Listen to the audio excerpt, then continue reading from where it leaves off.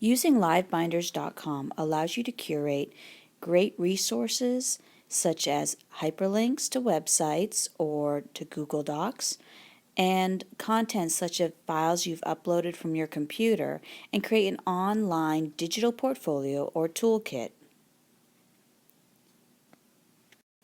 Now, even though Livebinders can be an app on your iPad, I prefer just to go to the livebinders.com website because there's a lot more options there. And as you can see right here, there's actually a lot of Livebinders that are open for public, for education, for business, and for e-portfolios that you can look at for great examples, for great ideas, or just for resources that you want to curate.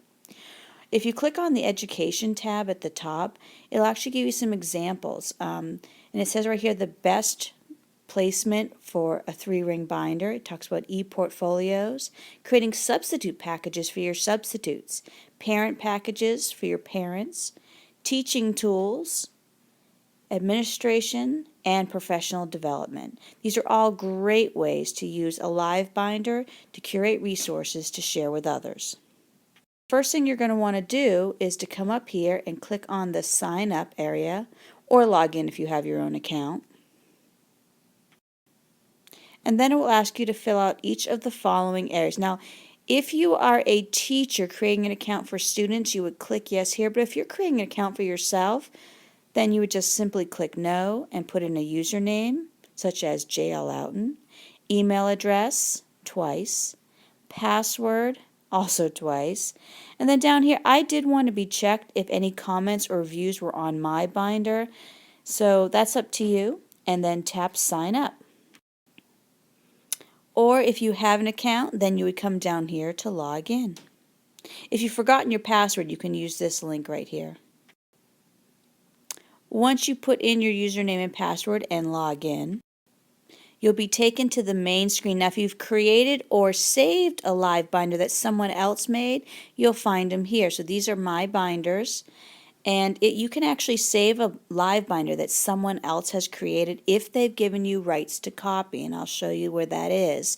And if you have, you'll find them right here on what's called a bookshelf or Livebinder shelf. Now, I have the basic free plan, and you can actually purchase additional plans, but I have the basic free plan. I've never used the paid one, but if you want to, that upgrade area is right up here. To start making one, you'll come right here to where it says Start a Blank Binder. And then you can click Open. You don't have to open a new tab, just click Open. First, it will ask you to give it a name, give it a description, tag it such as teacher, classroom resources, and put a comma in between each one. You can also give it a category, decide if you want public so others can search for it, or private, but even if you make it private, you can still share it via an access key. You can also have Google search your tags and pre-fill the binder with resources. Then tap Create New Binder. Right here, this is where you can choose a category, and I'm choosing Education for mine. Okay, so once you get in, you will have like a binder where you have tabs, and it comes with tab 1, 2, and 3.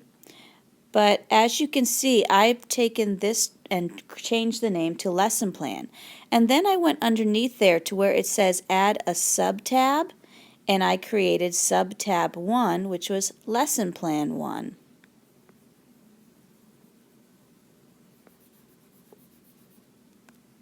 So create a sub-tab or multiple sub-tabs, just like you would put different pages inside of a tabbed binder.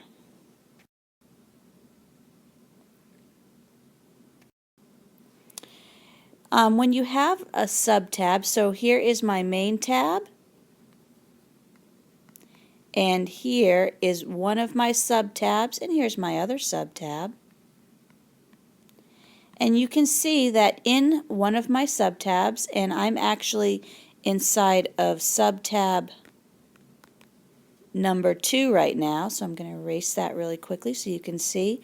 And inside of sub-tab number 2, you can see that I went ahead and I put in a link right in here. And then I'll tap Insert, and I'm inside Lesson 2 tab, And I know that because this one is highlighted, so I'll put in the link and tap Insert. And now you can see my lesson plan, which is actually on a Google Doc. Your lesson plan could be on a Google Doc, an Evernote note. It could also be a file that you upload. And now you can see that lesson plan right here inside of Lesson 2 tab, sub-tab, under the Lesson Plans area.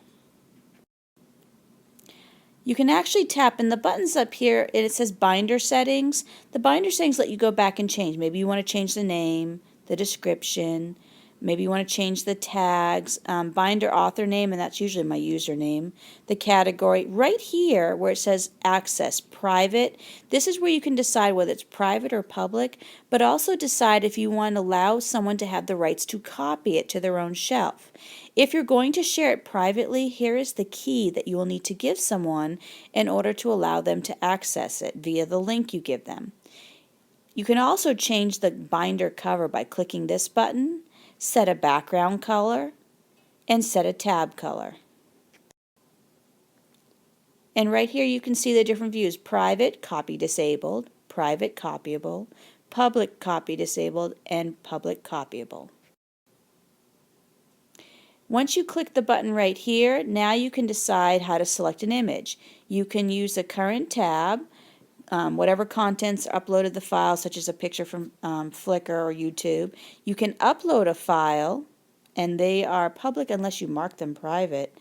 And you can also add other content, such as something from Flickr, YouTube, a QR code, embed codes, Dropbox, or other resource. You can also click at the top something that's called tab settings. You can give tabs names, but you can also set the tab color, the default color for every time you open them, default tab layout, and set current tab text layout. If you want to add content besides a web link, you come up here to add content. You can still add something in as a link, but you can also upload a file that you've saved from your computer, add other content online, and clear the tab contents. Okay, now that you've created your first Livebinder and chocked it full of great resources, you're going to want to share it with others or post it to something online, such as your online portfolio. Maybe you have a task stream where you need to pass in different artifacts, or an e-portfolio, or you want to add it to your website to show different resources that you can share with others. The first thing you can do in edit mode, you can come here to share, and here's where you can go to get your link, your web address, or embed code to put it into a website. You can also email it, tweet it out, add it to Pinterest, and so forth. When you do that, it will give you a link, and this is the link that you will share with someone, even if it's private. If you share it and it's private, though, it will ask for the access key, and this is where you would put in that access key, such as the one I had that was Loughton Toolkit.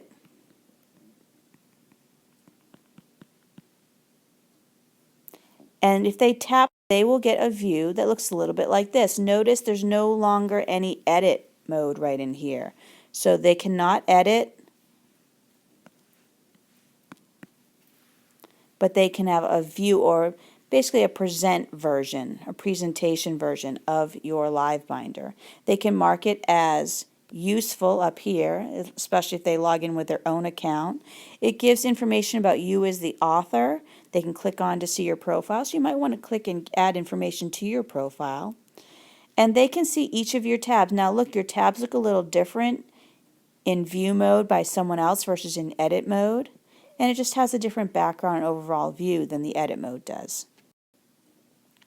You also have some additional share options, which is link to current tab in the binder, so if you want them to go to a specific area of your binder. That's really good when you're sharing a specific part of the binder with one person versus another. Present link, more of a presentation mode. And these are your embed codes in case you want to embed it inside of a website.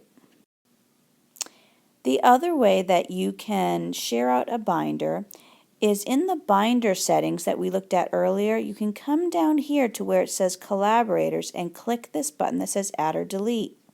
When you do that, you'll be able to add in additional collaborators, but they must have a Livebinders account. And you have to put in the email address associated with that Livebinders account.